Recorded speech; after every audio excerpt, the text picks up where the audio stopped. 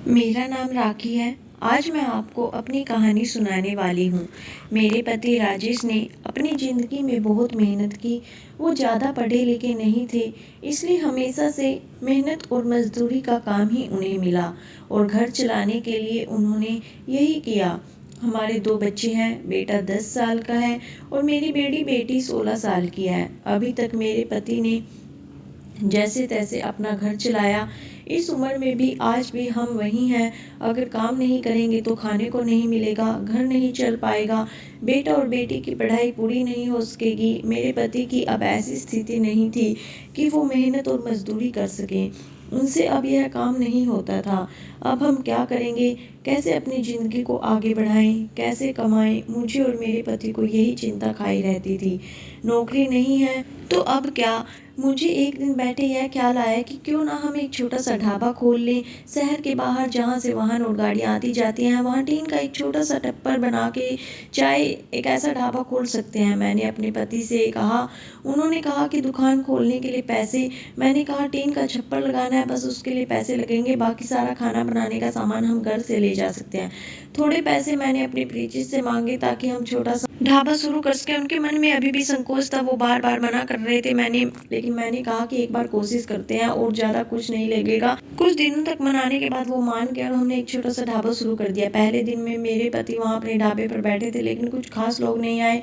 ढाबा छोटा सा और ऊपर सभी खाने पीने वाले से पहले ही अपने ढाबे फिक्स किए होते थे, उन्हें कहाँ रुकना और कहाँ खाना है। हमारा पहला दिन निराश भरा था। ऐसे ही कोई इक्का दुक्का लोग चाय पीने रुका करते थे, लेकिन इतना नहीं होता था कि हम उससे अपना घर चला सके। मेरे पति फिर से किसी काम की तलाश में, उन्हें एक काम मिल गया जहाँ पैसे कम थे लेकिन कम मजदूरी थी। उन्होंने वो कर लिया, लेकिन मैंने ढाबे पर जाना नहीं छोड़ा। अब मैं अपने बेटे और बेटी के साथ वहाँ जाने लगी। हमने हिम्मत नहीं हारी और धीरे धीरे कुछ लोग हमारे यहाँ आने लगे। 1 महीने में ग्राहक और भी ज़्यादा आने लगे। कोशिश करते करते अब हमारे यहाँ रुकने लगे थे। उन्हें घर जैसा खाना मिल रहा था, इसलिए हमारा छोटा सा ढाबा चल निकला। मेरे पिता जितना कमाते थे उससे ज़्यादा अब ढाबे से कमाई होने लगी। देखते ही देखते हमने जो छोटा सा ढाबा खोला था उससे हमारी आर्थिक स्थिति में बहुत सुधार हो गया। जो कर्जा लिया था वो भी उतर गया।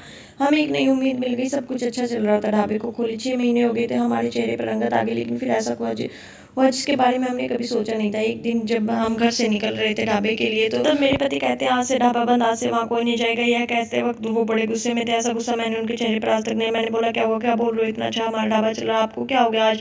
वो बोले मैंने कहा ना कोई भी अब वहाँ नहीं जाएगा, ना तू ना तेरी बेटी। मैंने बोला आप साथ हो जाइए, आपकी तबीयत ठीक नहीं, आप आराम करें। हम लोग इस बारे में बात कर रहे थे और वो ज्यादा गुस्सा हो गए। कोई कहा कि कोई बात नहीं होगी, मैं जितना कमाता उतने से घर चल जाएगा, तो अब वहाँ नहीं जाएगी। मेरे पति का ऐसा रूप मैंने पहले नहीं देखा था। उस दिन मैं ढाबे पर नहीं गई, लेकिन जब वो शाम को आए तो भी उनका मुंह उतरा हुआ था। मैंने सही समय देखकर उनसे बात की, पूछा क्या हुआ, आपको ऐसा क्यों बोल रहे हो? वो बोले कि मेरा मुंह मत खुलवा, मैं सब जानता हूँ कि तू क्या कर रही है। मैं तेरे साथ इतने दिनों तक वहाँ रहा, तब वहाँ कोई नहीं आता था और मेरे जाते ही ढाबा चलने लगा। आखिर ऐसा भी क्या हो गया? मेरे तो होश ही उड़ गई। वो क्या बोलना चाहते थे मैं समझ गई। ऐसी बात वो भी शादी के इतने दिनों बाद उनके मुंह से सुनकर मुझे यकीन ही नहीं हो रहा था कि यह मेरे पति हैं। मैं एकदम खामोश हो गई। रात को मेरे आंसू नहीं रुक रहे थे। मेरे मुंह पर अब ढाबे का नाम भी नहीं आया। इस तरह की बात सुनने के बाद मेरा अब कुछ करने का मन ही नहीं किया।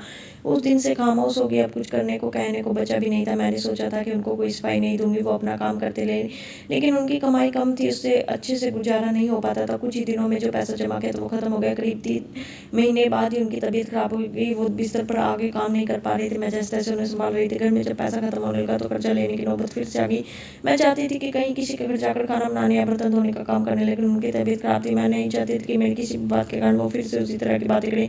एक दिन वो बिस्तर पर थे, उनके लिए मैं खाना बना रही थी, तब उन्होंने मुझे बुलाया। बोला मैं जानता हूँ उस दिन की बात तुम्हें बहुत परेशान करी है, लेकिन और तुम्हें लग भी रहा है कि मैं तुम्हें ऐसे कैसे बोल सकता हूँ, लेकिन शब्द और बातें नहीं थी। मैंने कानों में ऐसी बातें आई थी, अपने रिश्तेदारों की ऐसी बातें। मैंने अपनी बेटी बेटी को अकेले यहाँ छोड़ दिया। उन्हें तो एक लोग रुकते हैं जिससे कमाई हो रही, इस तरह की बातें मैं बर्दाश्त नहीं कर। 2 रोटी कम खा लेंगे, लेकिन यह सब नहीं सुनना था। समाज और यहाँ के लोग, खासकर आपके परिचित और रिश्तेदार, आपको आगे बढ़ता देख बहुत कुछ कहने लगता है, लेकिन लोग इस हद तक गिरे हैं मुझे इसका पता नहीं था।